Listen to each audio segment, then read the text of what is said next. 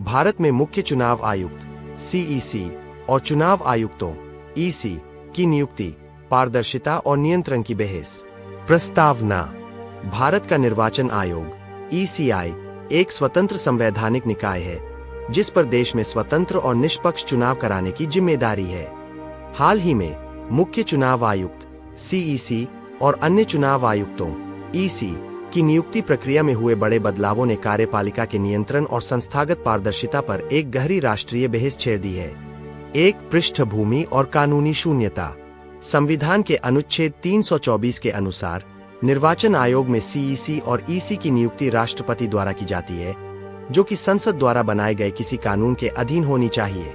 हालांकि लंबे समय तक ऐसा कोई विशेष कानून नहीं बनाया गया था, जिसका सीधा अर्थ था कि ये नियुक्तियां पूरी तरह से कार्यपालिका, केंद्र सरकार के विवेक और सलाह पर निर्भर थीं। 2 सुप्रीम कोर्ट का ऐतिहासिक फैसला अनूप बरनवाल बनाम भारत संघ 2023 इस कानूनी शून्यता को दूर करने और चुनाव आयोग की पूर्ण स्वतंत्रता सुनिश्चित करने के लिए सुप्रीम कोर्ट ने 2 मार्च 2023 को अनूप बरनवाल बनाम भारत संघ मामले में एक ऐतिहासिक फैसला सुनाया। न्यायालय ने स्पष्ट किया कि जब तक संसद इसके लिए कोई ठोस कानून नहीं बनाती, तब तक नियुक्तियां एक उच्चाधिकार प्राप्त चयन समिति की सलाह पर की जाएंगी। इस समिति के निर्धारित सदस्य थे भारत के प्रधानमंत्री, अध्यक्ष, लोकसभा में विपक्ष के नेता या सबसे बड़े विपक्षी दल के नेता, भारत के मुख्य न्यायाधीश सीजेआई। सर्वोच्च न्यायालय का मुख्य उद्देश्य निर्वाचन आयोग को कार्यपालिका के पूर्ण नियंत्रण और बाहरी दबावों से मुक्त रखना था, ताकि लोकतंत्र में निष्पक्ष चुनाव सुनिश्चित हो सके। 3 व्यवस्था में बदलाव। संसद का नया अधिनियम 2023। सुप्रीम कोर्ट के इस अंतरिम फैसले के बाद संसद ने मुख्य चुनाव आयुक्त और अन्य चुनाव आयुक्त नियुक्ति, सेवा शर्तें और कार्यकाल अधिनियम 2023 पारित किया।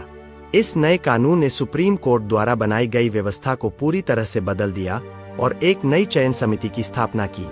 इस नई चयन समिति का स्वरूप इस प्रकार है: प्रधानमंत्री, अध्यक्ष, लोकसभा में विपक्ष के नेता या सबसे बड़े विपक्षी दल के नेता, केंद्रीय कैबिनेट, प्रधानमंत्री द्वारा मनोनीत। सबसे बड़ा बदलाव। इस नए अधिनियम ने चयन प्रक्रिया से भारत के मुख्य न्यायाधीश सीजेआई को हटा दिया और उनकी जगह सत्तारूढ़ सरकार के ही एक कैबिनेट मंत्री को शामिल कर लिया। 4 संशोधन की आलोचना। स्वायत्तता पर उठते सवाल। सीजेआई को हटाने और एक कैबिनेट मंत्री को शामिल करने के इस कदम की विपक्ष, कानूनी विशेषज्ञों और नागरिक संगठनों द्वारा कड़ी आलोचना की गई है। कार्यपालिका का पूर्ण नियंत्रण। नई समिति में 3 में से 2 सदस्य, प्रधानमंत्री और कैबिनेट मंत्री, सीधे सरकार से आते हैं, जिससे नियुक्तियों में सत्ताधारी दल का स्पष्ट बहुमत स्थापित हो गया है। स्वतंत्रता का क्षरण। आलोचकों जैसे एसोसिएशन फॉर डेमोक्रेटिक रिफॉर्म्स ने तर्क दिया है कि यह कानून चुनाव आयोग की स्वायत्तता को कमजोर करता है और इसे फिर से कार्यपालिका के अत्यधिक नियंत्रण में धकेल देता है। तटस्थता का अभाव। अनूप बरनवाल केस के अनुसार सुप्रीम कोर्ट ने समिति में मुख्य न्यायाधीश को इसलिए रखा था ताकि चयन प्रक्रिया में एक स्वतंत्र और तटस्थ तत्व बना रहे। नई व्यवस्था इस महत्वपूर्ण संतुलन को समाप्त करती है, जिससे राजनीतिक पूर्वाग्रह का जोखिम काफी बढ़ जाता है। निष्कर्ष। भारतीय लोकतंत्र की सफलता के लिए चुनाव आयोग का निष्पक्ष और राजनीतिक दबावों से मुक्त होना अत्यंत आवश्यक है।